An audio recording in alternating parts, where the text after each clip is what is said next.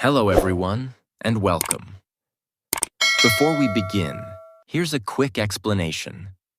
Adolf Hitler was the dictator of Nazi Germany from 1933 to 1945.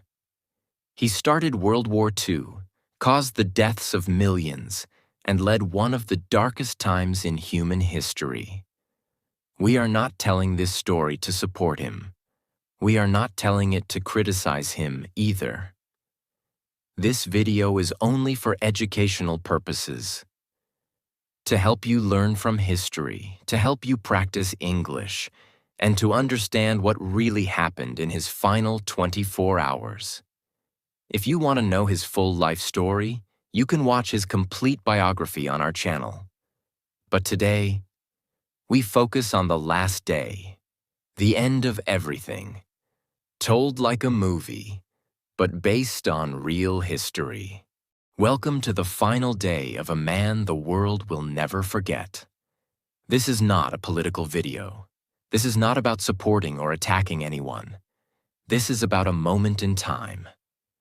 The last 24 hours of Adolf Hitler, a man who once stood in front of millions, now stood alone in silence. A man who once commanded armies, now sat underground, waiting to die. And today, we will walk through those final hours. With you. We will enter the bunker.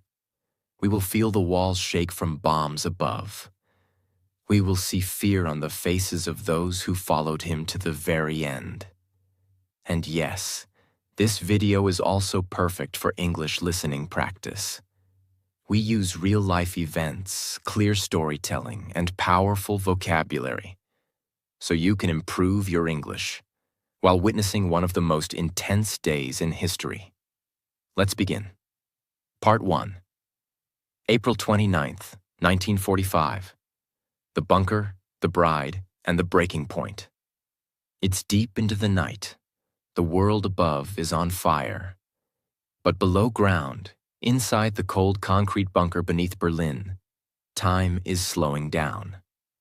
Adolf Hitler, age 56, is sitting alone. He knows the war is over. He knows the city above is being taken street by the Soviet army. He knows death is only hours away. And yet, at this moment, he makes a strange decision. He tells his assistant, "Prepare for a wedding. Tonight, I will marry Eva." Why now? Why, after 14 years of silence, did he choose this moment, at the end of the world, to finally marry her?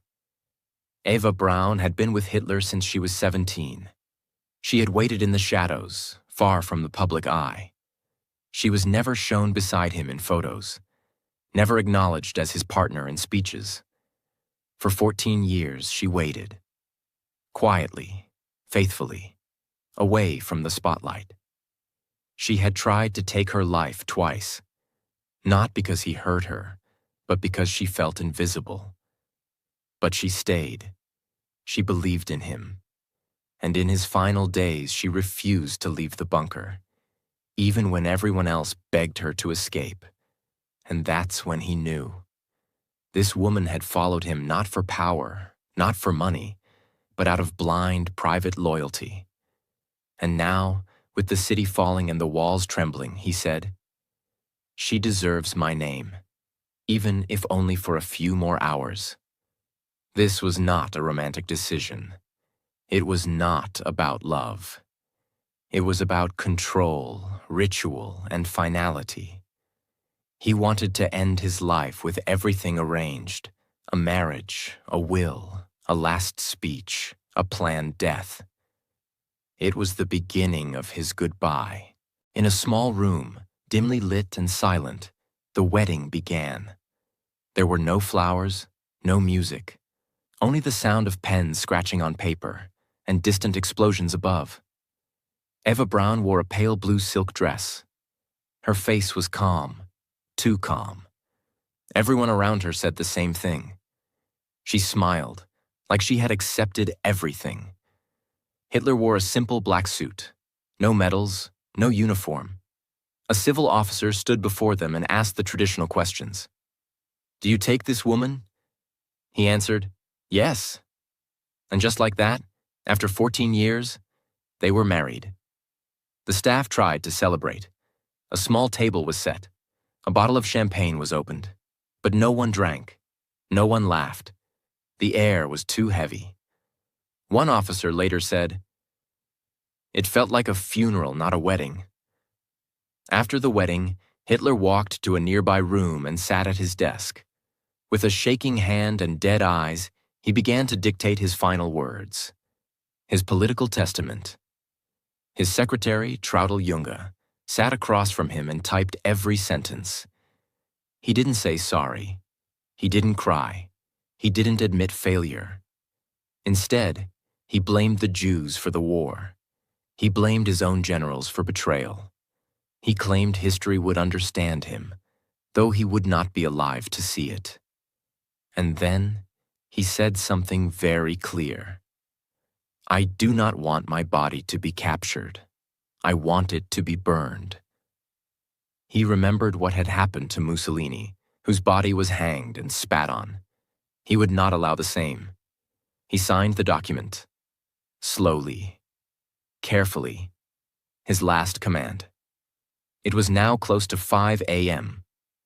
After finishing the document, Hitler went to rest. Not to sleep, because no one truly slept that night, but to lie down and wait. Outside, Berlin was breaking. Soviet tanks were smashing through the last Nazi defenses. Buildings were turning into ashes, and above ground, German citizens were running, crying, dying. But inside the bunker, it was like time had stopped. The walls were thick, the air was still. It felt like a world trapped in glass, frozen but shaking with every bomb outside. Eva sat beside him. She held his hand. They didn't speak much. They didn't need to. They both knew. This was their honeymoon and their funeral. Hitler's valet brought him a small breakfast, dry bread, a little honey, and a cup of tea. He didn't eat much. He looked thinner than ever. His face had aged 20 years in a month. His right hand trembled. His eyes were dull. His voice, when he spoke, was soft, almost whispering. He didn't talk about war, or escape, or hope. He just sat in silence, with Eva next to him, sipping tea while bombs shook the earth around them. Then, the message came. Heinrich Himmler, the man who had stood beside Hitler for years, had tried to secretly negotiate peace with the Allies, without Hitler's permission. Hitler stared at the report for a long time. Then he exploded. He shouted, screamed, hit the table with his fist. "Traitor, betrayer, I should have known." He ordered Himmler's arrest. But deep inside, he knew there was no one left to arrest him. The system he built was falling apart. And for the first time, even Hitler looked defeated. His eyes went quiet. He leaned back in his chair. He knew the end had truly begun. Part 2. April 29th, 1945. Afternoon to late evening. It's now noon. The air in the bunker is getting heavier. There's no fresh oxygen, no sunlight, just stale air and fear. Adolf Hitler walks slowly into the map room, where war plans once lived. He used to stand there with generals, pointing at countries, commanding troops. But now, the maps are useless. The lines on them mean nothing. The war is lost. The empire is broken. He looks down at the maps, not to plan, but to remember. These were once the maps of victory. Now they are just a graveyard of dreams. He doesn't speak much. His body is shaking. His legs are weak. His personal doctor offers him medicine. He refuses. Because deep down, he knows. This isn't a war room anymore. It's a museum of my failure. Hitler had one companion he trusted more than anyone. Blondie, his German shepherd. She had been with him for years, sleeping beside him, walking by his side. She was loyal, quiet, always calm. But now Hitler calls his doctor Werner Hasse and says something shocking. "Bring the cyanide capsules. I want to test them. On Blondie." Why? Because Hitler no longer trusted anyone, not even the poison given to him by his own people. He believed someone, maybe even those closest to him, might try to trick him, give him fake capsules, and let him suffer. So he ordered the doctor to take one capsule and put it in Blondie's mouth. The dog died within seconds. No sound, no fight, just death. For a moment, Hitler said nothing. Then he looked away. That was his way of confirming, "The poison works. I can use it too." But for many in the bunker, this was the moment everything changed. Because when Hitler killed his own dog, the one living thing he truly trusted, they knew. He is not planning to leave. He is not planning to survive. He is planning to die. But it didn't stop with Blondie. Ava's 2 Scottish terriers, Wolf and Stasi, were next. The puppies that belonged to Blondie, just a few weeks old, were also killed by Hitler's dog handler. They were poisoned, silently, quickly. Why? Because Hitler didn't want to leave anything behind. No body, no bloodline, no animal, no memory. The bunker was becoming a place of total erasure. "If I'm going," he thought, "then everything I touched, everything I loved, must vanish too." That afternoon, Hitler gathered his remaining officers. They had all served him for years. Now they stood in front of a man who looked tired, sunken, and already half dead. Some begged him one last time. "Mein Führer, we can still escape. There's a plane. We'll hide you in disguise. You can go south." He shook his head slowly. "No, I will not run. I will not be captured." He told them, "I will stay here. I will die here, in Berlin." Some were shocked. Some were scared. Some were silently relieved, because now they knew they could leave without guilt. He gave permission for others to try to escape through the sewers. Some officers, drivers, and aides prepared to leave that night. Most would die in the attempt. But Hitler? He was done moving, done speaking, done fighting. Back in his room, Hitler sat beside Eva Braun. She had changed her clothes, now wearing a simple dark blue dress, no makeup, no jewelry. She had not cried all day. She had not shown fear. She was ready to die. Hitler looked at her and said, "You still have time. You can leave. Go with them. Escape." She smiled gently and replied, "No, I stay with you." It was not love. It was not passion. It was loyalty, cold, blind loyalty. They sat in silence. No music, no conversation, just the distant sounds of Berlin collapsing above. Hitler called his secretaries, his aides, his inner circle. One by one, he shook their hands. He didn't give speeches. He didn't say long goodbyes. He simply said, "Thank you, you may go now." One secretary, Gerda Christian, later said, "He looked like a ghost, but still, somehow, polite." Some wept. Some held his hand longer than they should have. But Hitler kept his face blank, emotionless, calm, as if he were already gone. That moment was the end of a chapter. The people who once surrounded him like a king were now walking away, leaving him alone with his wife and with his death. As strange as it sounds, the night became quiet. Hitler ate a small meal, the same as before, bread and tea. He sat with Eva. They talked very little. Outside, the bombs were getting louder. The Soviets were now just blocks away. Gunfire could be heard above the garden. But inside the bunker, Hitler wasn't moving. He was writing something in his notebook. He wasn't giving orders. He wasn't reading the news. Because the war, his war, was already over. Hitler stood up slowly. His legs were weak. His walk was slow. He went to his private bedroom. Eva followed. The door closed behind them. There were guards posted outside, but no one was allowed in. It was not a night for sleep. It was a night to prepare. Because by the time the sun would rise, everything would end. As April 30th begins, time no longer feels real inside the Führer bunker. Above ground, Berlin is collapsing street by street. The sounds of explosions are now constant. Gunfire, shells, even human screams.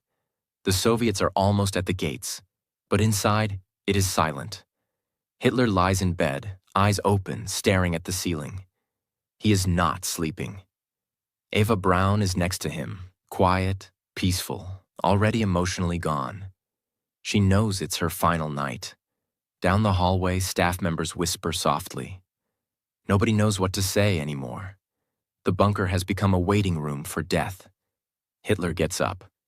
Slowly, carefully. His steps are weak. His back is bent. His clothes hang loosely on his thin body. He walks into the hallway. His eyes scan the faces of the few people still loyal to him. No anger, no panic, only stillness. Like a man who has already said goodbye to the world inside his heart. He sits in the dining room with Eva. They eat a small breakfast. The same as always, dry bread and tea. Eva tries to smile. Hitler tries to stay calm, but everyone knows, this is not a meal. This is a ritual before execution, one they will perform themselves. Hitler calls in his aide, Otto Günsche, and gives him two very specific orders. 1. After he and Eva are dead, their bodies must be immediately carried outside and burned.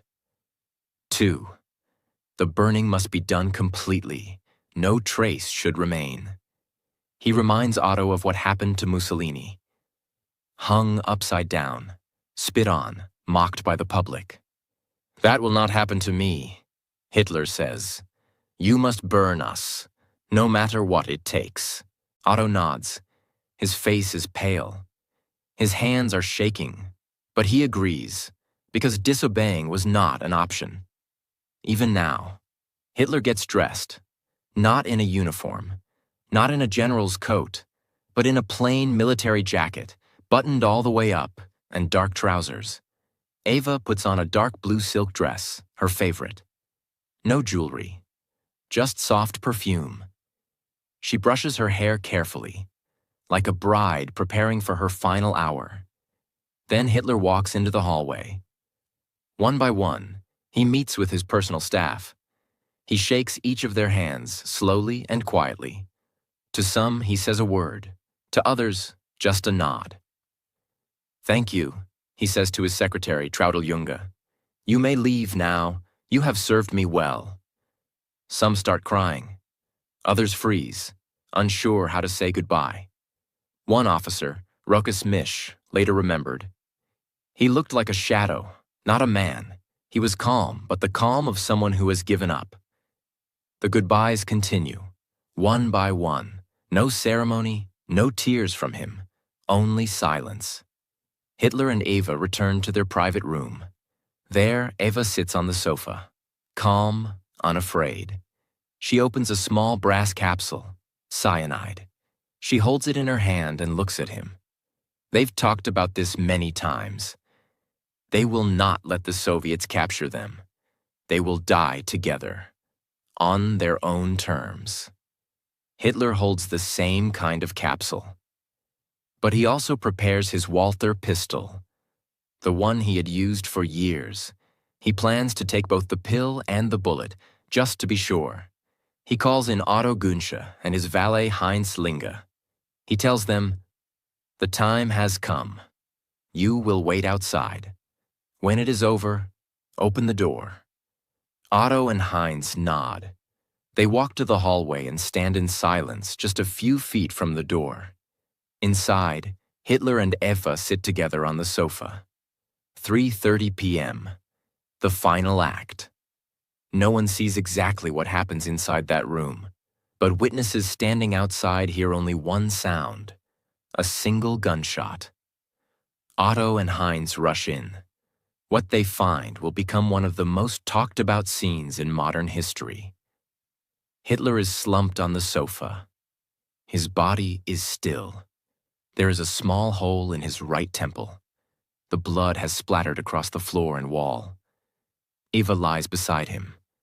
There are no wounds, only a faint smell of bitter almonds from the cyanide. They are both dead. The man who once commanded millions is now a lifeless figure in a quiet underground room.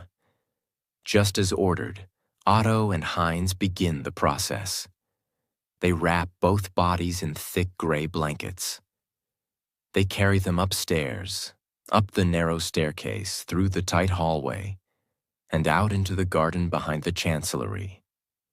It is still daylight. The ground is shaking from artillery fire.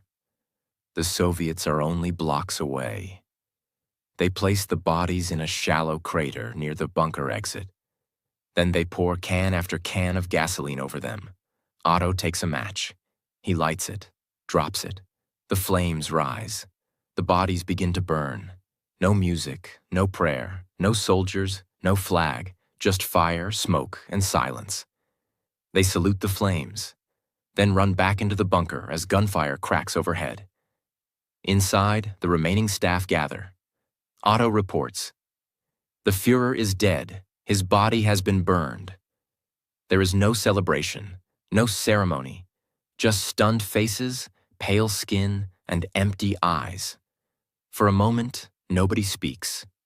Then someone says, "It's over." And just like that, everything Hitler built, everything he controlled, everything he dreamed, was now ashes in a garden. Part 3. April 30th, 1945, 4 p.m. onward. Outside the bunker, in the garden above, the bodies of Hitler and Eva Braun are still burning. Black smoke rises. The flames are strong at first, but begin to weaken quickly. Why? Because the ground is soaked with rain and the supply of gasoline is limited. They pour more, light it again, but the bodies do not burn completely. Inside the bunker, people wait in silence. Nobody talks about the future. Nobody makes plans. They just sit, frozen in fear, knowing that any moment now, the Soviets could be at the door. Before his death, Hitler had signed his final political statement. In it, he named Admiral Karl Dönitz as the new leader of Germany. Not Himmler, not Goebbels. Dönitz is in northern Germany. When he receives the message, he's shocked and confused. Germany is falling. The war is over. The capital is lost. But now, he is the head of a dead empire. He immediately begins trying to negotiate peace with the Allies, hoping to surrender to the West, not to the Soviets. Inside the Führer bunker, something is different. The man who controlled everything is gone. There are no more orders, no more leadership, no more future. For the people still there, secretaries, cooks, aides, soldiers, the reality begins to hit. We are not part of a government anymore. We are part of a grave. Some people start packing small bags. They grab warm coats, food, water, and maps. They know they need to escape. They know the Soviets are closing in. They know capture might mean torture or death. But there's one problem. There is no clear way out. Now that Hitler is dead, Joseph Goebbels, the Minister of Propaganda, becomes the most senior Nazi official inside the bunker. He is not surprised. He was there when Hitler said goodbye. But Goebbels has no plans to run, no plans to surrender. He calls his wife, Magda, and says, "We will not leave. We will not live in a world without him." Together, they make a terrifying decision. They will die here, and they will kill their 6 children with them. Their decision shocks even the remaining staff. But nobody dares to argue. While Goebbels prepares for death, others are preparing for escape. A group of guards, officers, and bunker staff start planning routes out of Berlin. Some try to use secret tunnels. Others plan to move disguised as civilians. Some plan to wait until dark and slip out under gunfire. The first group to try, around 20 people, leaves just before sunset. They wear civilian clothes, carry light bags, but above ground, chaos rules. Soviet tanks are rolling in. There are gunfights on every street corner. Fires light up the sky. Only a few escape. Most are killed or captured within hours. Otto Günsche and Heinz Linge return to the garden. They check the remains of Hitler and Eva. What they find is disturbing. The bodies are still partly visible. Some of the skin is burned. The clothes are blackened. But the bones and faces are not fully destroyed. They pour more fuel. Burn again. But it's not enough. Then they gather the partially burned remains and bury them in a shallow crater, not far from the exit. They cover it with dirt, broken wood, and debris from the bombings. No cross, no sign. They want the bodies to disappear forever. Back underground, Magda Goebbels gives her children sleeping pills. All 6 of them, between the ages of 4 and 12, fall into deep sleep. They are dressed in clean white clothes. She then brings in an SS doctor who helps her give the children cyanide capsules while they sleep. They die silently, without ever waking up. Then Josef and Magda Goebbels go to the garden, the same place where Hitler and Eva died. They sit together. Josef shoots himself in the head. Magda takes poison. Their bodies are also burned, though not completely. By now, the bunker is becoming a mass graveyard. The bunker is almost empty of hope. The senior leaders are dead. The streets are overrun with Soviets. The sky is full of fire and gunshots. No help is coming. Some people cry, some drink, some pray. Others sit quietly in their rooms staring at the walls. No one knows what will happen next. But one thing is clear. This is no longer a war. It's just the end of everything. Part 4. May 1st to May 9th, 1945. The bunker is now darker than ever. The man it was built to protect is gone. His wife is gone. His dogs, his generals, his closest circle, all either dead or planning their escape. But the war above continues. Soviet soldiers are inside Berlin now, fighting street by street. Bullets fly, grenades explode, bodies fall. Inside the bunker, only a few remain. They are afraid, hungry, trapped. They don't know if they'll be killed or captured. That night, a voice is heard on German radio. It is Admiral Karl Dönitz speaking from northern Germany. He announces that Adolf Hitler has died, but he does not say how. The Führer has fallen in battle, fighting for Germany. That's what he says, but it's not true, and the world knows it. The real cause of death, suicide, is hidden from the public. The Nazi regime wants to protect Hitler's image, even after death. But the truth will soon come out. At last, Soviet troops reach the Reich Chancellery, the building above the Führer bunker. They kill or arrest the last few defenders, then storm the remains of the building. They go downstairs. And there it is, the bunker, cold, dark, half-flooded, filled with smoke, broken furniture, maps on the walls, blood on the floor. They find papers burned in piles, food supplies scattered, beds unmade, poison capsules left behind, and a strange silence. But one thing is missing: Hitler's body. The Soviets search every room. They question survivors. They look in tunnels. They search the garden. And then they find something. In a shallow crater near the bunker entrance, they discover a burned male body with a bullet hole in the skull. A female body, half burned, with no visible wounds. Remnants of clothing, boots, buttons, a dental bridge. The Soviets believe this might be Hitler and Eva Braun. But the bodies are so badly burned, they cannot be confirmed immediately. They collect the remains. They hide them. They take photographs. They begin secret autopsies. Back in Moscow, Soviet leader Joseph Stalin receives the news. He sees the bodies. He hears the reports. But instead of telling the world, he orders silence. Why? Because Stalin wants power over the truth. He thinks, if we don't confirm Hitler's death, the world will remain uncertain. So he says nothing. And by doing that, Stalin starts one of the biggest historical mysteries of all time. With no official Soviet confirmation, the rumors begin to spread. Maybe Hitler didn't die. Maybe he escaped to Argentina. Maybe it was a body double. Maybe the body was fake.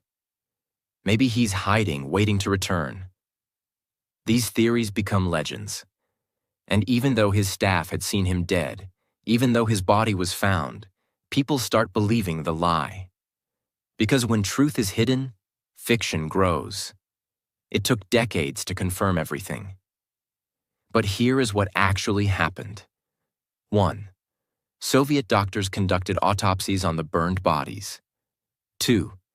They compared dental records, the most reliable identification method available at the time. 3. Hitler's dental assistant, who survived the war, later confirmed the records. Her testimony matched the burned jawbone found in the garden. That jawbone, with gold bridgework, was Hitler's. The Soviets kept it hidden for over 20 years. Only in the 1990s, after the fall of the Soviet Union, did they finally admit, yes, the body we found was Adolf Hitler. With Hitler gone, Goebbels gone, and Berlin fallen, there was nothing left. On May 7th, Germany signs its official surrender to the Allies. On May 9th, they surrender to the Soviet Union. The war in Europe is over. Nazi Germany is dead. The Third Reich, once powerful, terrifying, global, has ended in a bunker, in silence and flames. The news spreads fast. Newspapers print huge headlines. Hitler dead. Suicide confirmed. Germany surrenders. War in Europe ends. Some people celebrate in the streets. Some cry in private. Some don't believe it at all. Because how could a man who started so much horror end his life in a quiet room with a pill and a gun? It felt empty. It felt too easy. But that's the truth. He didn't die in battle. He didn't face justice. He didn't beg for mercy. He died by his own hand, underground, surrounded by fear, failure, and fire. The Soviets destroyed most of it. They blew up the entrance, covered the ruins with concrete, and tried to erase it from history. For decades, the location was kept secret. Today, the site is just a simple parking lot in Berlin. No signs, no memorials, no statue.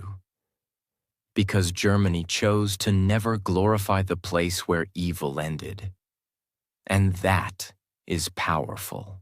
And this was the true historical story of the last 24 hours of Adolf Hitler.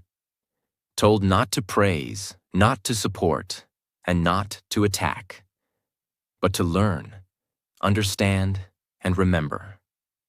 What we learn from this story, no matter how powerful someone becomes, if they lead through fear and hate, they will always fall, in silence and shame. History is not just about facts. It is about understanding the cost of blind leadership, war, and destruction.